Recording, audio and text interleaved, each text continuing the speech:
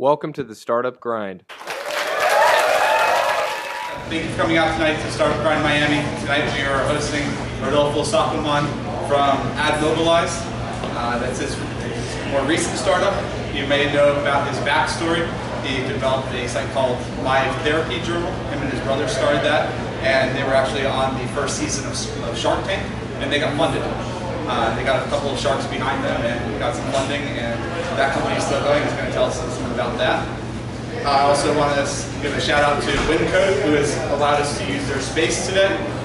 It's very nice of them. They're a code school here in Miami, Florida, in this win-win area. The lab for hosting us as well, and also a sponsor of ours, PayPal Battle Hack, which is going to be a series of hackathons sponsored by PayPal, going on in a few select cities, and Miami is one of those cities, so that should be an indicator to us that we are a target, things are happening here, and we are getting noticed. Also would like to say thank you to the Knight Foundation. They recently approved a grant for us to start Startup Grind, and we will be making more announcements on that, working with the communications team. We'll have some announcements going on about that soon. When we welcome Rodolfo into the room, I would like everyone to literally stand up and give him a standing ovation. I want you to give him the biggest standing ovation, like he's like, I don't know, Metallica just came back on. Came back on. Yeah. So yeah, we'll give him a big standing ovation when we invite him into the room. The format will be about 45 minutes of an interview. Please hold Q&A for the end, and then we will open up questions and answers to you at the end. Anyone that's here on a VIP ticket, that kind of gives you precedence to get your questions out first in case we run out of time. You make sure to get your questions in, so we'll go on the honor system on that, and then we will open it up for a general Q&A.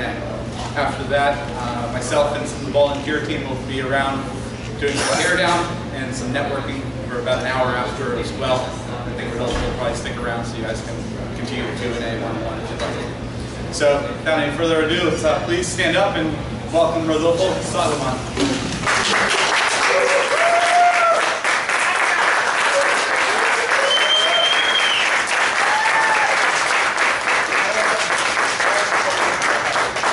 Whoa, that's nice. The applause, that's fancy. Okay, well, I'm gonna sit down. This is my first kind of like interview like this. Usually there's more people, but it should be fun. It's intimate, right? I like intimate. Yes, that's what she said. So as mentioned, Rodolfo is currently working on AdMobilize, a advertising platform that he's going to tell us about. Sure. They're doing something you guys have never seen before. I can guarantee you that. And before that, he was working on mytherapyjournal.com, which he still is involved in. But he's learned to balance these two things in his life and know where to focus his time and drive his energy. Rodolfo, I have a few questions. Go for it. We might just blow out into an open conversation. We'll make it chill, open questions, very relaxed. And then we'll do a Q&A at the end of the last 15 minutes. We'll give some direct questions to you. Yep. Cool. So, you were on Shark Tank first season. Yeah, that's right. So what was that like?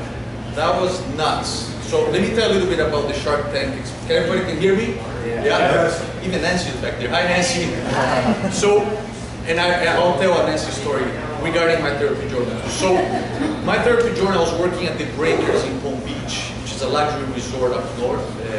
Should I tell my background a little bit? Or? Yeah. Would that be valuable? Just for sure. Yeah. So my background is my father's Brazilian, my mom is Argentinian. I was born in São Paulo, so that's a crazy mix already. You know, the World Cup starting is pretty crazy. So we left Brazil when I was 11. We went to live in Chile. Then after Chile, we went to live in Ecuador. My parents went to live in Uruguay, Venezuela, and then at 17 I went to study at Cornell, which was a big dream. And I remember a lot of stories. And before I continue, let me just get a few. How many entrepreneurs in the room? Entrepreneurs. Everybody. Okay, great. So I'm going to try to relate the stories to where you are now. My main goal is that hopefully you live here with one piece of insight that makes a difference in your life. That's it. Okay, cool. So then I went to the Breakers, to Cornell. I graduated there, worked in many cool places because it's kind of the adventure. I went to work in Cancun, which I highly recommend. I went to work in Australia, I went to work in Mexico City, I went to work during the Olympics in Atlanta. I did everything from valet, front desk, concierge, laundry room, housekeeping, because I got an undergrad at Cornell, the hotel school. So everything you can think of, I did, and my mind was, let me learn as much as I can from many different areas. You have to get your hands, feet, whatever dirty, right? Okay, so then the owners of the Breakers, they recruit directly from the hotel school. And when I was at Cornell and these internships, I realized that I had a keen for marketing and ideas. It's just the way that my mind is. I'm always having these ideas. But at that point, I didn't realize that I should have executed on them for many reasons which we can touch. So then I went to, the owners came to Cornell, they recruited me. Mr. Keenan and Mr. Kirk, those guys are related to the Flagler family, which were partners with Rockefeller. Mr. Kirk is an English type looking professor looking with a bow tie, very kind of Wall Street. He did that for many years. And Mr. Keenan is a disciple of Warren Buffett, which was, I was the youngest kind of up and coming director at the Breakers. Very hard because I was the only foreigner pretty much. And then 9/11 happened and that sucked. Literally sucked, and those were great people there. My father called me that morning and he said, man, low key, be low key. Because, look, you're a foreigner, right? At that point, many things happen, people's emotions are mixed. So I stayed there. I had some really, my last boss there was brilliant. I had one boss there who was the biggest, asshole in the planet. So much that he took me into his office. And he knew that if the Breakers fired me, I would have lost my green card. Right? So he called me into the office and he said, man, you have to lower your passion. You have too much passion. Now, when you're 24 years old, if they fire you, you lose the green card, you lose the dream. Because my dream was to come to the US when I was very, very young, right? So you have to be really smart, but you learn those lessons. And then I was there for 10 years, got my green card, I'm a citizen now, which is awesome. It was a long, long road. And in between that, I did all of their online digital presence, so I built all of their booking engines. I can't code, you know, it's okay to be in this room even if you can't code, but I can architect and I can get the big vision, right? And I have built kind of an insight of how to look at that. It's a long answer to your question, but let me just finish it. To give a sense, right? So I made them a lot of money, probably over 250 million bucks, but nothing went to my pocket, right? And then one of the things was Mr. Keenan, he knew I could trade stocks. I can trade stocks. My brain is kind of wired, I really connect with it. And then he took me under his wing to learn from his 40 years of trading experience. And then I sat on the Breakers investment committee and did a lot of really interesting trades for those guys.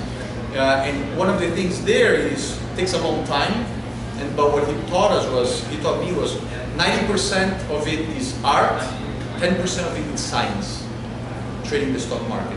Unless you're doing automatic day trading, stuff like that. But if you're picking your stocks, that's how it happens. So that's kind of until that point. Okay. Yeah. So crazy adventure, right? But it's really about, I think, for all of us in our own lives, it's perseverance. I could have quit, I could have fought with a bad boss at the time, you could have broken down. So one of the things which is emotional resilience. Emotional resilience. That's one of my things. And I definitely want to take the conversation there. For sure. I'm not sure if you read ahead of the questions, but I read very quickly, but I didn't study the questions because I wanted to be really just as raw as I can with you. I don't believe a lot in show, and a few people that really know me in the room, they know that I hate the show. Let's just be like freaking real. That's when you connect and you learn. Too much fluff. There's moments for fluff, but it doesn't take you far. I think. So, getting on to Shark Tank, what was that? You just apply and then use what is the So that's a really interesting anecdote, right? So I didn't have the green card back then. My brother is a shrink. which is great to have in the family.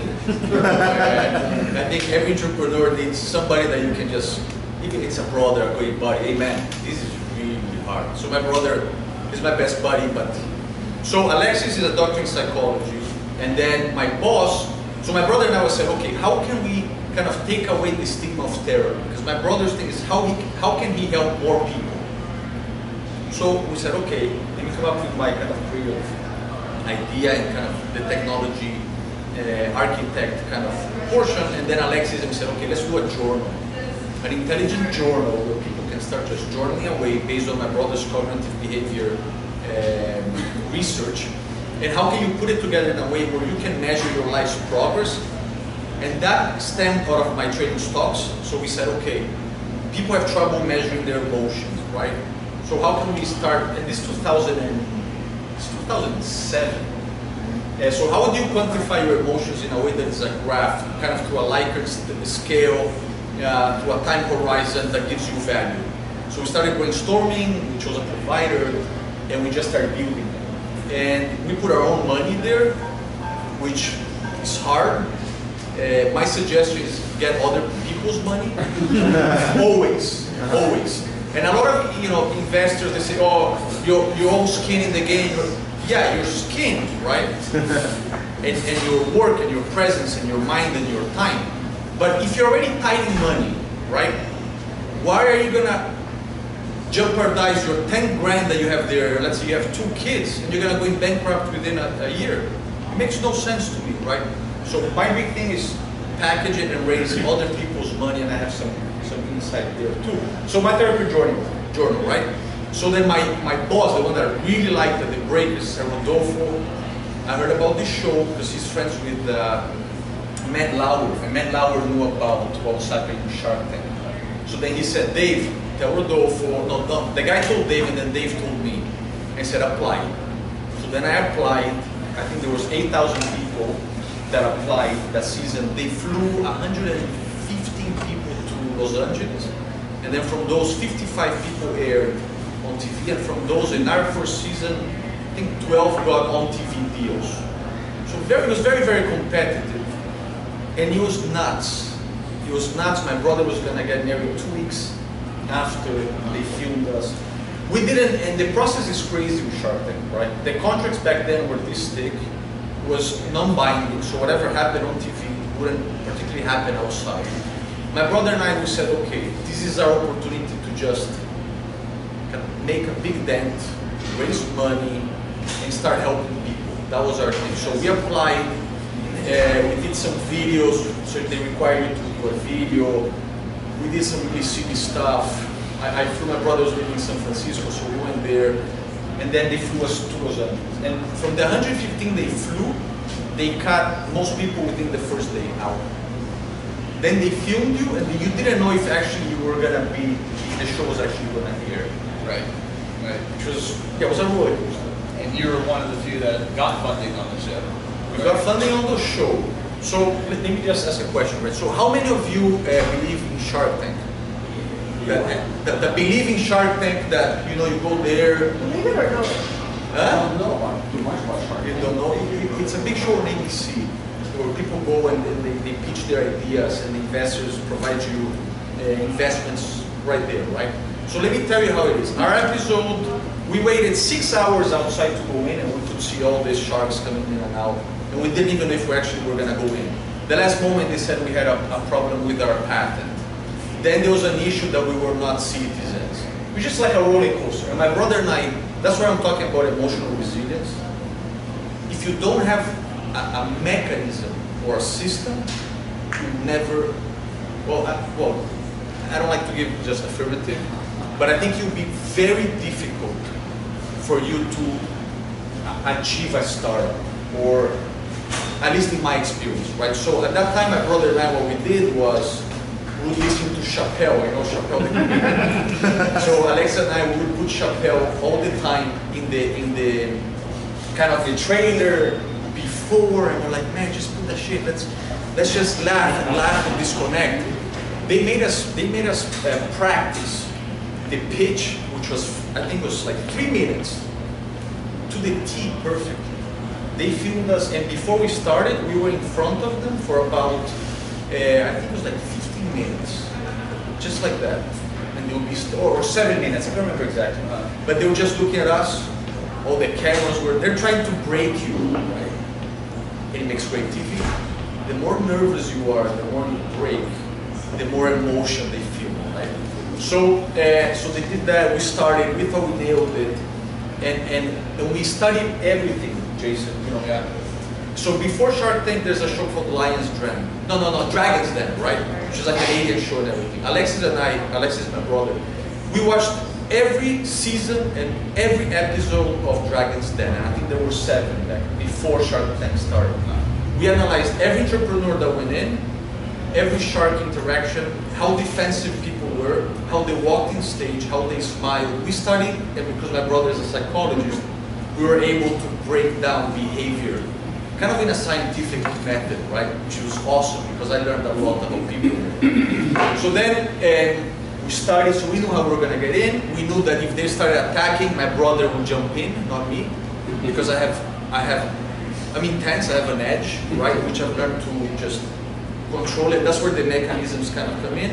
But my brother, Alexis, that's what I think is the shrink, he can, I've gotten much better, so Alexis, he can just, so we had a technique, even personal-wise.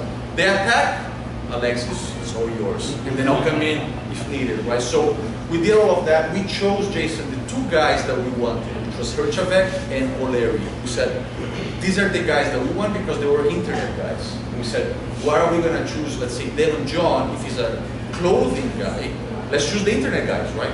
Which in hindsight, that was a mistake. Because Damon John cuts checks outside the show. The other 2 guys, they're more TV personalities, which we learned after. But Damon in the episode, I'm not sure if some of you saw the episode, some of you saw it, so it's really cool. So Damon was fighting for a deal. But my brother and I said, man, let's go with the internet guys. We had chosen them, that's what we wanted. So then we win. The entire staff was wonderful at Shark Tank. They were wonderful people, right? And on stage, the Sharks actually were cool. You know, Barbara was very smart. She didn't like our thing. She didn't get the therapy. Herchavec, he's the one we liked the most because he was Canadian. He understood that the world is big. O'Leary is just a cutthroat. I think he's a money machine. He's very smart.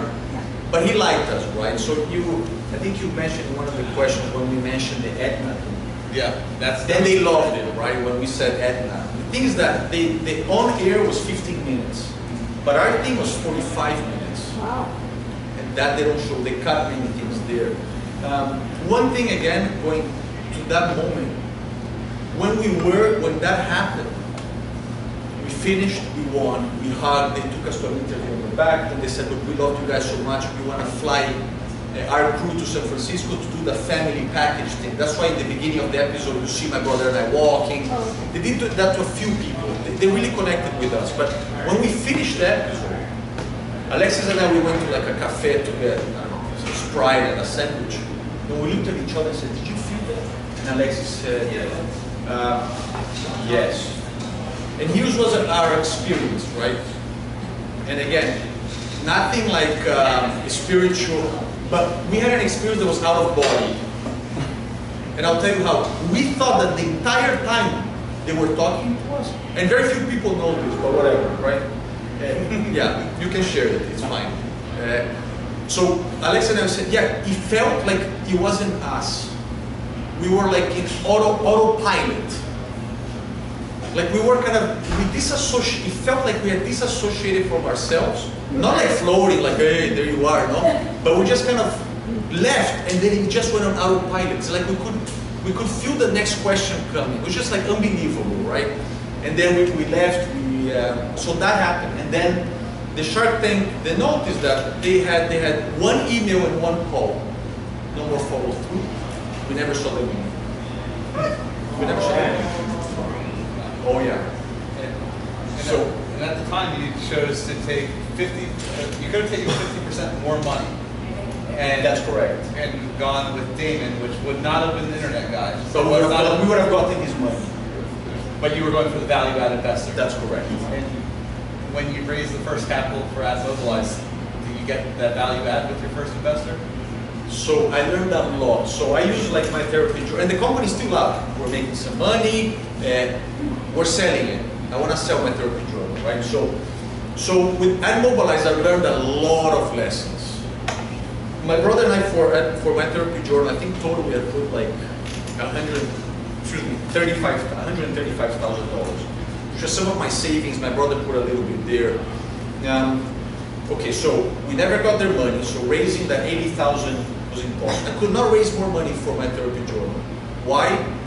Many reasons. One, I was working full time at the breakers, right? Staff.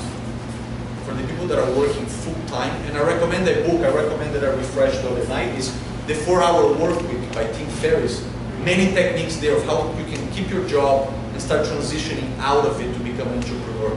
But if you're not doing it full time, it's very hard. So that, it just didn't flow compared to AdMobilize that is just flow and continues to flow, right? So in comparison with AdMobilize, I decided that in the beginning, I didn't care if it was added value or not, just wanted money in. And I quit. After the breakers, I came to work at Morgan Stanley in Miami because I could trade stocks. So, and then here's a little bit that I recommend. Have you guys heard of like personal blueprints? That we all have blueprints, right? That our parents kind of ingrained in us or our society and stuff like that. Really learn about just your blueprint. Like what the hell is your blueprint? What holds you back? What are your fears? The more you can, and I tell you, like this past 2.5 months, I have learned about my blueprint and myself crazy much. Fear of money, where did that come from, right? Fear of making money, fear of getting money, fear, where did that come from? It came because my father was a factory worker in Brazil, growing up money was tight and then things got better, right? But when you're young, and I'll tell you another anecdote, when I was, I think, 10, there was a remote control car that I wanted like crazy. It was called Maximus. And my parents couldn't afford it at the moment, so they bought it after Christmas, right? For my birthday. And they put the car, and I could see it because I was already pretty tall. The car, the Maximus box is on top, like unreachable. Unreachable for 8 months, right? So when you start learning about your blueprint, you start seeing, okay, that's why I have fear of money, or that's why I have fear of talking to people, or whatever your fears might be, right? The closer, my suggestion, learn them really much, and then try to surpass them. So with AdMobilize, I was at Morgan Stanley, hated the job with passion, because like I hated going to meet people and then asking for their loan. It's not me, I can't do it. So and they train you, go see what guy has or girl has the biggest watch, the jewelry, oh, tell me about your kids, and then who's investing your money? Not for me. But I had my book of business, I need some money from investors, and then I said enough. I sat my parents down and I said, look, I'm going to follow my entrepreneurship dream no matter what. Because they didn't support my therapy journal so much, because of their own anxieties and fears, right? Which happens all the time. And I said, look, if you don't support me, this family is changing forever. A couple of you know the story, I think Charles heard it a few times. You know, so my father has a big mustache, beautiful mustache like this. His mustache went like, you know, my father was crying, it was like really, really tough.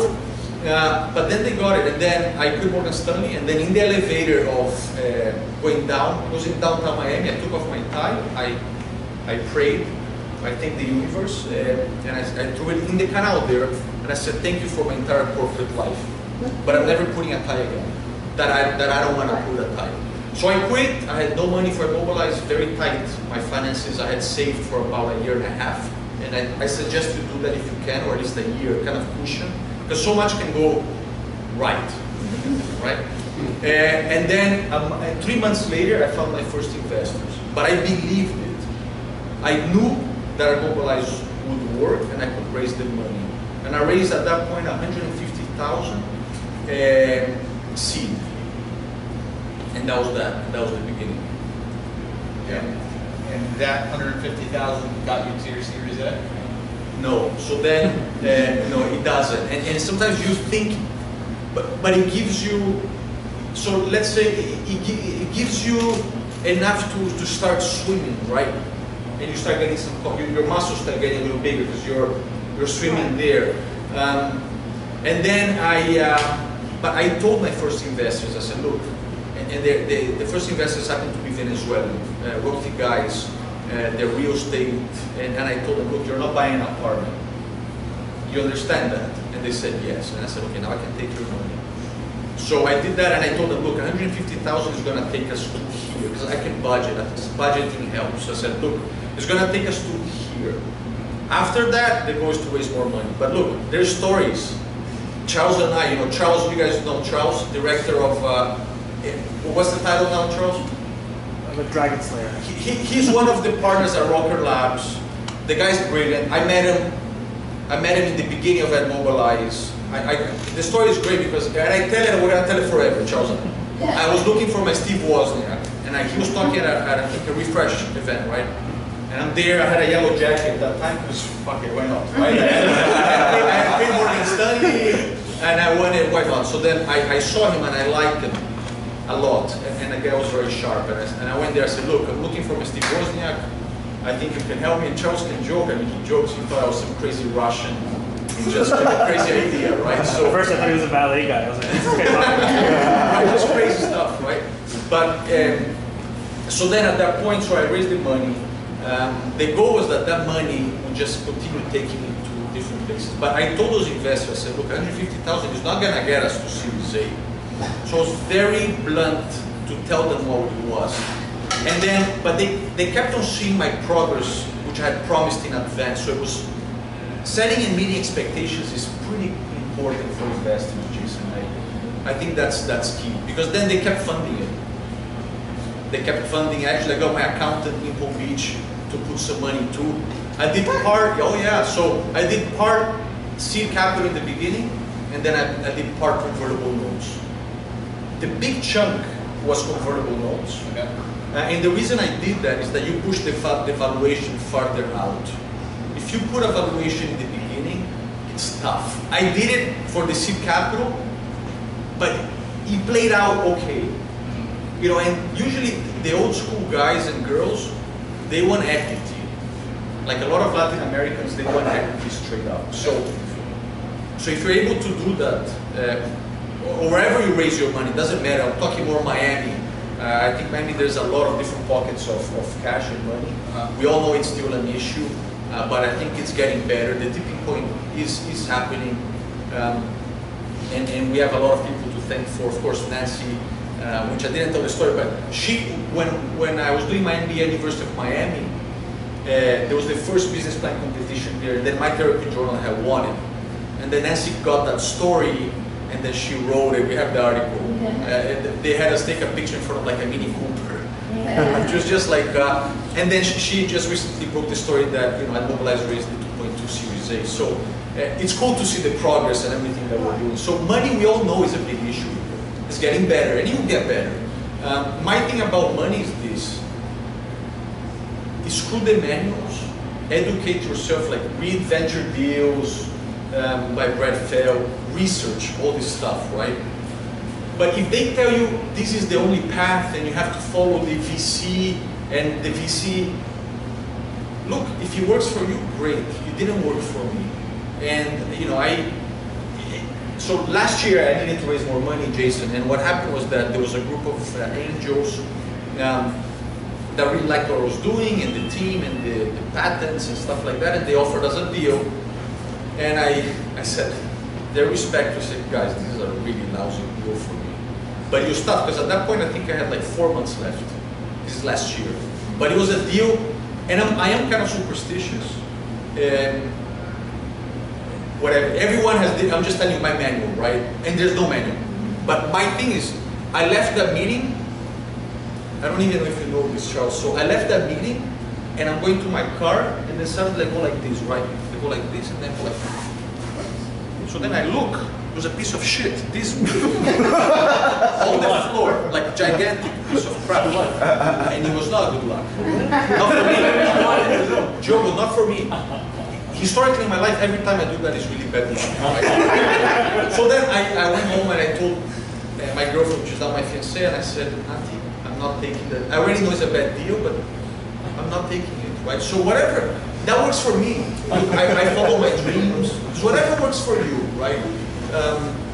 So that's where there's no path in that. So then, you know, yeah. So there's interesting things like that. So going back to, let me just jump into the emotional resilience portion, if that's okay. Yeah. And you need mechanisms to help you. Maybe most of you already have. The mechanisms are exercise for you, prayer, meditation, drink, whatever you're, hopefully it's more on the healthy side, right? But I'll tell you what some of my rituals are, right? And especially in the crazy moment, like I came this January, and I knew that for AdMobilize I had 3 months left of burn, you know, just burn rate. And okay, so I decided that January I would wake up every morning at 7 a.m. I would run 5 minutes, I would play basketball for 40 minutes, and then I would run back. I did that every morning, and the soundtrack that I listened to was Tron, you know? Just Tron. I'll put that, and I'll go like gangster on myself. I'll put that, and I'll just jam it. Really, if somebody saw me, that guy is nuts. 100%, but I don't care. I don't care because I had a vision and a belief that I could pull it off, right? But every basket that I shot, it was like, money's coming in. Even the ones I missed, I wouldn't focus on those, right?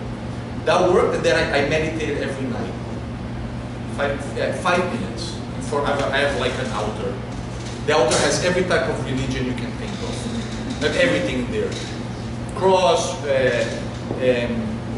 Buddha, Judaism, I have everything you can find in there. And that's where I meditate. That works for me. And then there's other things, but some will keep private, but just you need your own. And I did some boxing too. I have one of those UFC training things in my house. And I just go at it really hard. And then you have to live it. You have to leave that stress and anxiety and worry and fear there. So you need those mechanisms. And I think a lot of people that are able to do it, you need this. And I always joke, you don't need thick skin, you need regenerative skin, because you need every night you flush it out, you go back in. And you know, I'm not sure how many of you know of Tony Robbins. Tony Robbins?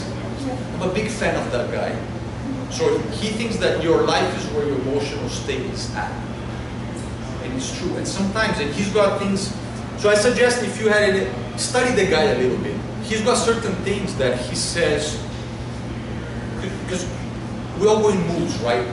But certain times, you don't notice your own mood. So you need to kind of have some type of a mechanism that kicks you out of a mood that you particularly don't like, right? So he does things with his own body, right? So his movies that he goes crazy, he goes like, bah, he hits his head. I have my own, right? So you need certain things that, you know, we all have shitty days, we all have great days, and in the day we fluctuate. But if you're able to be self-aware, you're able to kind of just jumpstart where you want to be. And for entrepreneurship, I think especially in the beginning, which is very lonely, and all uncertainty, that would be a suggestion. And it's easy to calculate financial runway. Yes. We've got cash in the bank divided by our burn rate, that's how many months it will last. Correct. It's a different thing to be able to measure your personal burn rate, or runway, how much more resilience you've got left, how much longer can I do this for, right? Never mind the cash in the bank. Right. How about your team members and your girlfriend, now your fiance? Right. How the people around you, and how do you manage that? Because I've seen that be a challenge. So that's very hard, because you need to know that can you risk, how much can you risk, right? So I don't have kids, I just got engaged, which I'm really happy, she's wonderful, right? So how much risk can you take? So if you have 2-3 kids, you're gonna gamble everything, and then in 6 months you got nothing. That's really hard. I wouldn't recommend that, right? So you really have to look internally and around you and say, okay, how much risk can I take financially and then emotionally? Because if things start flopping, do you have a plan B? Me, I had 1.5 years savings, but bootstrapping. I was paying myself $3,000 a month for over 2 years. That's less than I made when I graduated from Cornell in 1999, right? And people, but there's no recipe there. Maybe you have 1 year saving and you say, I'm gonna waste everything, and then if it doesn't work, you get another job. Okay, that's fine. If that works for you, great. But you really have to be very comfortable with that. And if you have, you know, your wife, your husband, girlfriend, whatever, are they on board? And can they handle it? So you have to be really honest about that.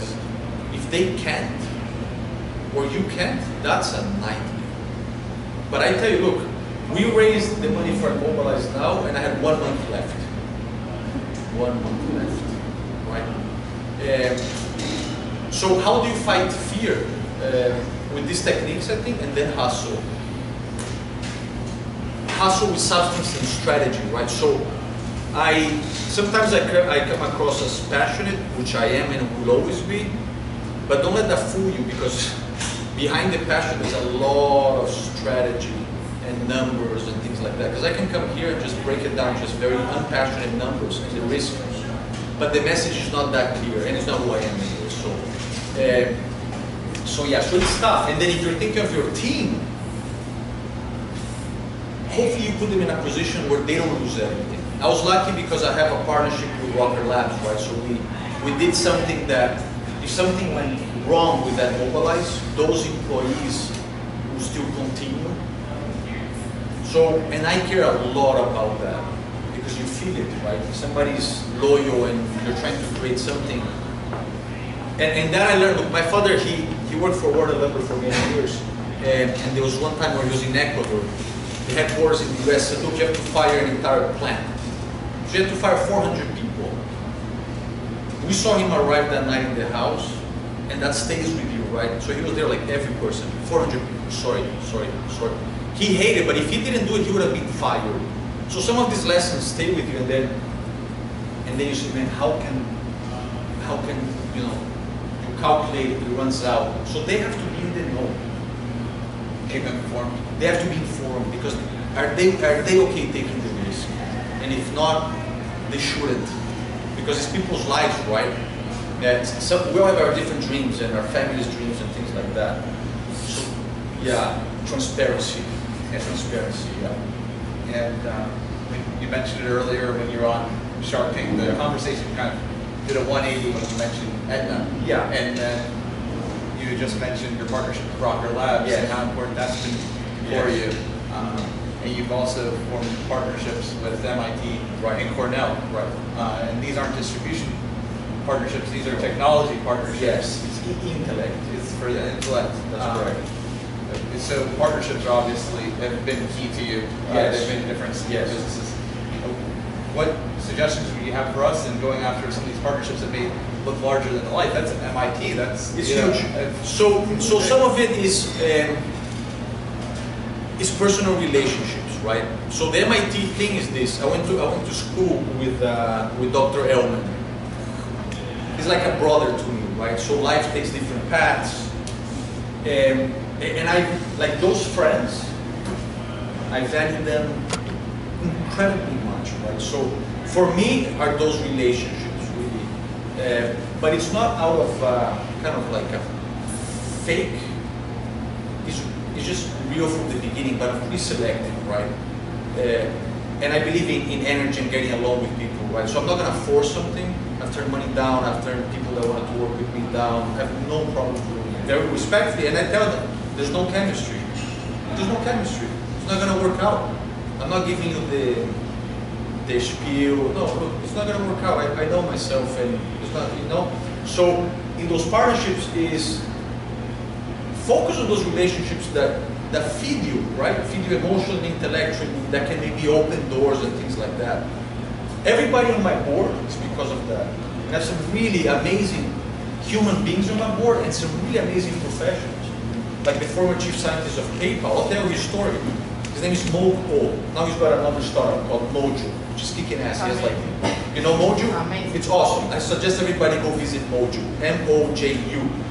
It's an amazing app. It's Instagram on steroids, but much cooler. Yeah, you shift. It's awesome, right? So the anecdote is this: when I was at the Breakers, I was always thinking of how can I innovate. So then I wanted to do a 360 tour, which back then they had, right? But the way they had it before is that you had one picture here, 360, and then online you click on the next kind of bullet, and then it takes you to the next room. But Mo, when he was at MIT, he did a stitching technology of stitching 360 panoramas.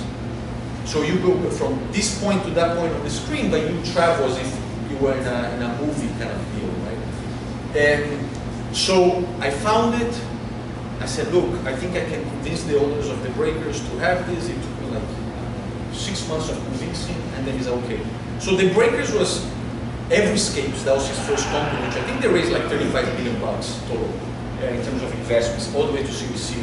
He came in and he was photographing all the shots in the golf course, the Breakers, their rooms, and we just established a friendship. He's I think 4 years older than I am, but he was more advanced in terms of startups. I said, man, I want to be what this guy is, right?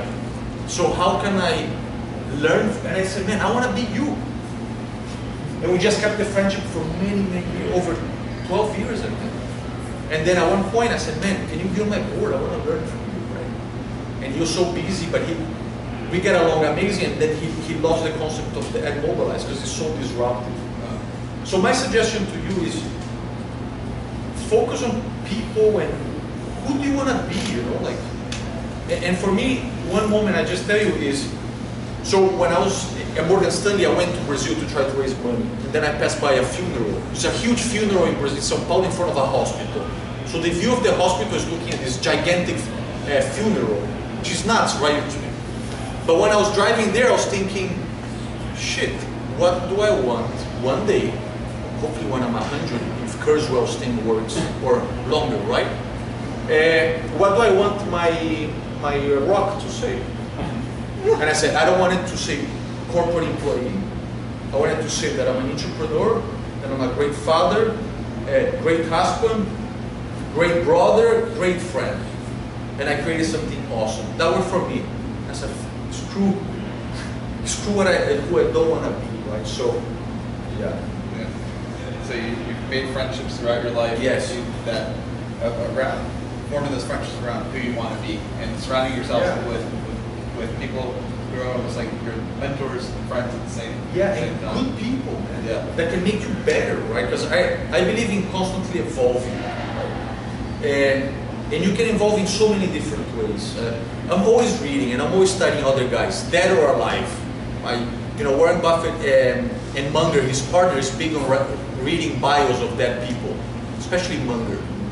Because you can learn a lot from these people. I usually don't read that many bios from dead people, but you can learn a lot, right? So just read. For instance, I was watching now a keynote from the guy who's the CEO of,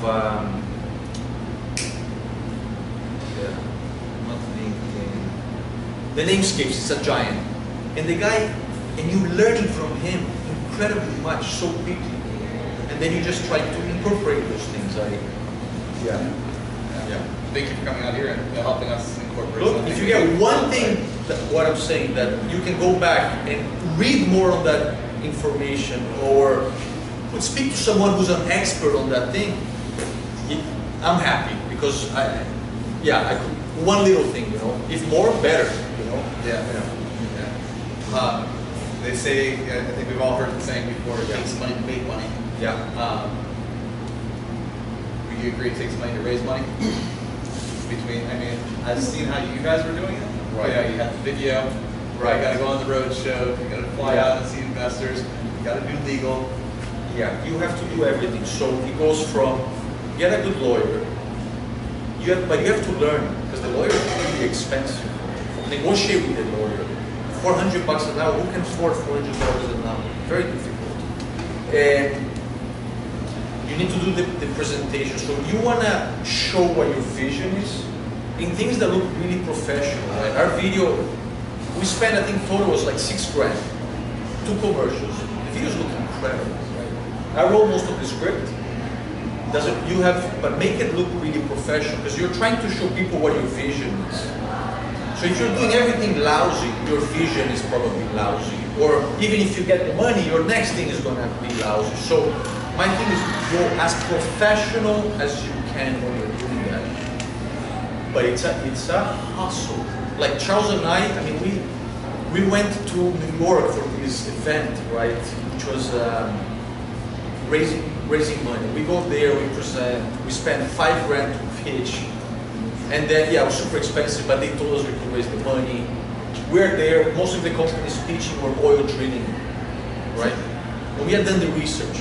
So many failed things. Like we went to Naples, to one of these organizations, and I was there, and look at there's some very smart elderly people, right, that know technology and everything, but the average age in the room, I think, was probably, I don't know, 68, but not very educated on technology. I would doubt that maybe 5% of the people in the audience even knew what a Facebook profile was. But they pitched us that this event was the way to raise money. You go there, you present, and nobody understands what you're doing. It's so frustrating. And you go back home, and then you look at your girlfriend, whatever your partner is, and you're like, that was nuts. And then the next morning you have to go at it again. And then you don't have money to create the product, money is running out. Your team, their time is going like this. You need money to create more, you need money for your vision, but you have to keep on going. You're talking to everybody. So much that your energy is drained. And if you don't feel it, you won't make it. So much that, my fiance's father, Alberto, he's a very, very insightful guy. So one of these conversations with him, I said, Alberto, it's rough, man. And then he said, yeah, you have to be a Coca-Cola can. And I told the story of refreshing. You have to be a Coca-Cola can. Why? Right? So you think a Coca-Cola, you heard that too, right? So you have to be a Coca-Cola can is, when you look at Coke can, you're like, wow, that's gonna make me feel good. You open it, it's bubbly, you can hear it, then you wanna taste it. Then you're like, oh, I'm happy. And you have to do that over and over and over and over. Because if you approach an investor, you're tired, you're frustrated, your energy is low, and what happens? He's not going to invest. It's very hard he's going to invest. At this level, right? If you're a Series B or your previous company you sold for $100 million, the money comes very easy. That's easy. But if there's some of you in this room that did that, man, awesome. Let me learn from you, right? But for the ones that are still in evolution, right? First startup, second startup, early growth, mid growth, and you haven't kind of proven yourself. Your company has not proven itself. You need that constant energy, and that helped me a lot. All the way to then to raise 2.2 million. All the way. The morning, actually, I woke up 6:30 in the morning, and I played 1 hour and 15 minutes of basketball. And I did push-ups before I went to meet with the guys. Right? Because if your energy and your psyche is down or fearful, because you have fear, and I'm sure some of you, who has fear in this room? The ones that didn't, okay, it's okay to say we have fear, right? The problem is that society puts fear equals weakness. Screw that. So that's where, but I couldn't talk like this 2 years ago. I can guarantee it. But I read and I said, I'm gonna fight every freaking fear I have. Not easy, but achievable. Read, great people. Like Charles and I, we had so many freaking conversations about this stuff. And when you're down, somebody has to kind of give you up, come on, man. And you do that all the time. So you need those mechanisms. That helps a lot. Yeah. So the day that you closed the deal, you got the deal at 2.2 million. Yeah. That day you prepped extra. Extra prep. Extra. You prepped like crazy for Shark Tank. You watched the Lions Dinner with the Dragons. You pulled whatever you pulled together to learn about who you're going to pitch and how this is all going to work. Did you do that every time? Every time you're going to go pitch, did you do that much prep work? Or? So I didn't pitch so much to traditional VCs. Not at this level. And I'll tell you why, right? So there's, you know, when you're raising money, is the raising of valuation and control.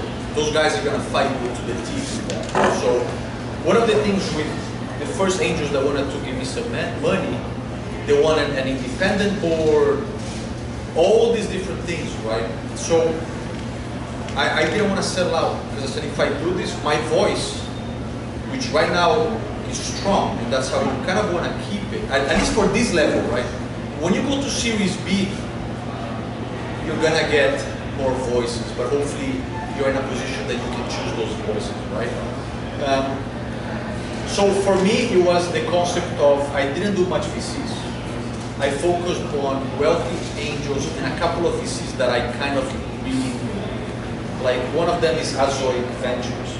So Kurt Holstein is the founder of that. Kurt is a Cornellian who sat on a panel last year, which was for me amazing. Everybody on that panel was worth each probably 250 million, right? So can you learn, in terms of the business sense, can you learn from those guys? Yeah, you can learn a lot from those guys, right? So I really wanted to make an effort to see if I could, because he sold his digital agency for 575 million. So I really wanted to learn from him how he did it. And I kept involving him on AdMobilize. You guys can hear me okay still? Yeah? Yes. Cool. So I wanted him to really understand, from him, what did he see in AdMobilize and me as kind of the young CEO of the company, right? So we established a really nice friendship. And he believed in it so much, and we got along amazing, that's how that really happened, right? And then Rocker Labs, which we have known each other for 2.5 years, we were their first client. Why? Because I believed in them, right? So it sounds cheesy, but you have to follow your voice. The gut feeling, you can study that stuff. If you have a bad gut feeling, don't follow it. Try not to follow it if you can. Sometimes it's hard, but try to mitigate that from speaking to someone. So then Rocker put some money in AdMobilize as well. That's 2.5 years of friendship, of struggling together, of growing, learning, right? So there's no secret manuals. You might go to a VC locally, and you get along amazing, and their value is immediate. You might find a billionaire investor that says, you know what, I love your idea. Here's the check. It might come in 2 months, it might come in 2 years. 2 months is amazing if you do it. If you do it, send me an email and say, tell me how you did it, because I'd love to get that insight, right? But it's perseverance. You just have to go at it every single day. And it's how much, going back to the emotional, how much emotional toll can you and your family and your circle of people receive? I could take it to the breaking point. It's just kind of my personality, but I can do it because of those kind of release mechanisms, right? But I was willing to take AdMobilize all the way, and I can say with no problem, all the way to the ground than me setting out. Because if I sold out at this stage of AdMobilize, we would fail. And it worked out. But you have to have that confidence inside. And the way to do it is not in absence of fear. The fear is there, but you have to dance with it. Because if you fight the fear, it will beat you. You have to kind of dance with it. You're like, yeah, it's around me, I have it, but I can dance with it. Dance with it a little bit, you get tired, and then you go, right? It's like Winston Churchill, you know, he had severe depression, severe depression. He had a dog, and then he had an imaginary kind of dog, and he said that his dog would kind of come visit him, which was his depression. That's how his dog would come visit him, he'd play with the dog, and then the dog would go away. That's how I see fear. I haven't planned it as a dog, mine is more I dance with it. He comes in, I feel it, okay. Vamos bailar um pouquinho, let's dance a little bit. Okay, now you're gonna go. And you might come back, but I'm gonna keep dancing with you, because I like to dance, right? So, whatever your mechanism is, maybe you pray, right? Your fear comes in and you pray. Whatever you pray. Maybe you don't pray, maybe you don't believe in anything, but you eat a burger like this burger, takes my fear away, or an ice cream. So whatever you can peg to to your, and it has to be physical, right? Tony Robbins, the ones that, you have to connect physical with mind. Food for thought.